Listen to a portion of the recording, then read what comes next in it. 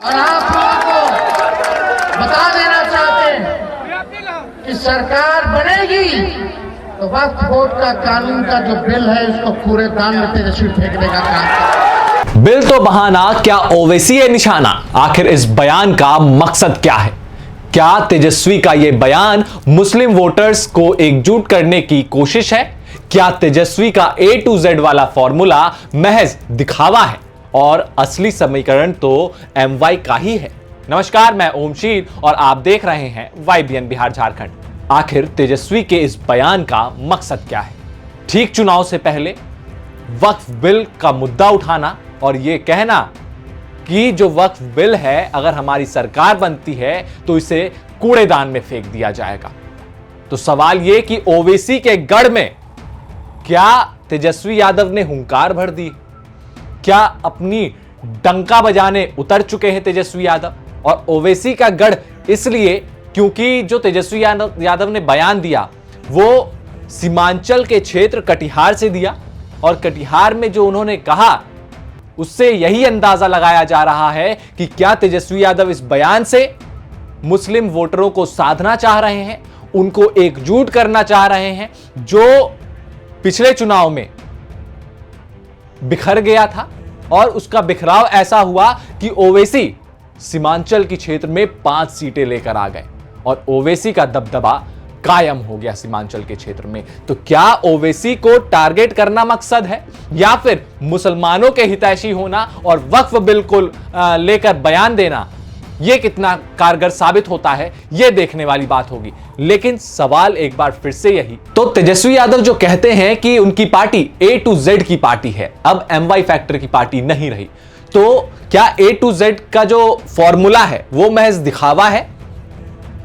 और जो असली समीकरण है वो MY फैक्टर पर ही चलती है? क्या इसी का नतीजा रहा कि ओवैसी के गढ़ में ओवैसी को टारगेट करते हुए ये बयान दिया गया और मुसलमानों को एकजुट करने की कोशिश की गई? तेजस्वी यादव पहले नेता नहीं है, पहले तेजस्वी यादव से ठीक पहले उनके एक MLC, राजद के एक MLC ने भी बयान दिया था कि सारे ऐसे बिल को कूड़ेदान में फेंक दिया जाएगा। उसके बाद जब कटिहार तेजस्वी यादव खुद पहुंचते हैं उसके बाद वो बयान देते हैं और उस MLC के बयान को मुहर लगा देते हैं।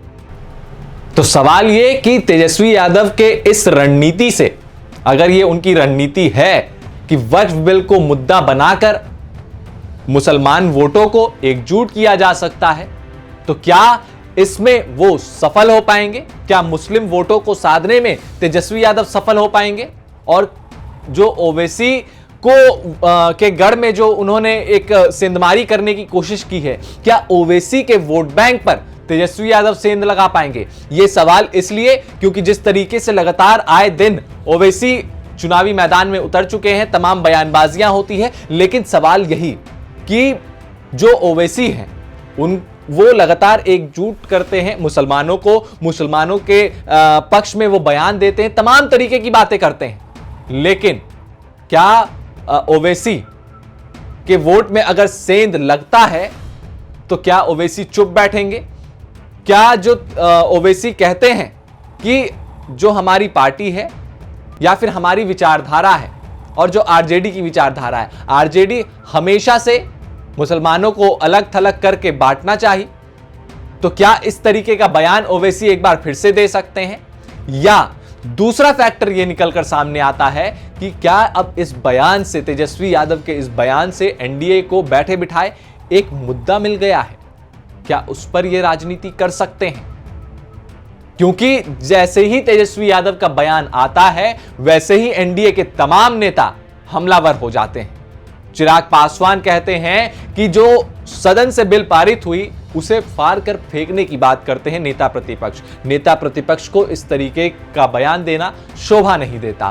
तो जिस तरीके, और सम्राट चौधरी ने भी तमाम तरीके के तेजस्वी यादव पर आरोप लगाए। तो सवाल यही है कि क्या NDA को एक बैठा बैठाए मुद्दा मिल गया और NDA इस पर पुरजोर तरीके से हमलावर रहेगी और एक सवर्ण वोट और एक हिंदू वोटों को एकजुट करने में वो सफल रहने वाली है? क्योंकि देखिए, अगर आप बिहार के पूर्व के चुनावों को देखें तो धर्म के नाम पर वोट कभी नहीं मिला। धर्म के नाम पर एकजुटता नहीं मिली, जातियों के नाम पर एकजुटता मिली। तो क्या इस बार वो परिभाषा बिहार चुनाव में बदलने वाला है कि अब जातियों पे नहीं धर्म पर वोट होगा? अगर ये मुद्दा तूल पकड़ता है तो क्या भारतीय जनता पार्टी जो नैरेटिव गढ़ने की कोशिश कर रही है, क्या उसमें वो सफल होगी? आपको क्या लगता है? वीडियो को लाइक करके, चैनल को सब्सक्राइब करके जरूर बताएं। नमस्कार।